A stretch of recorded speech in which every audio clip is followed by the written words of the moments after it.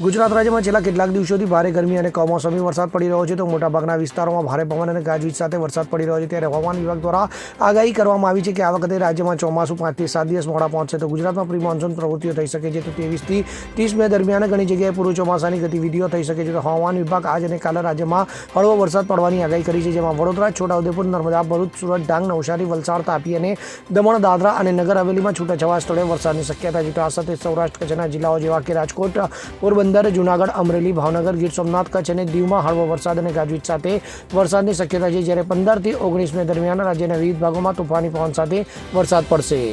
Bureau report CN24 news. હવે જુઓ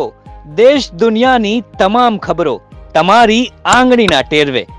ઉઠાવો મોબાઈલ અને Google Play Store પરથી ડાઉનલોડ કરો અમારી CN24 ન્યૂઝ મોબાઈલ એપ.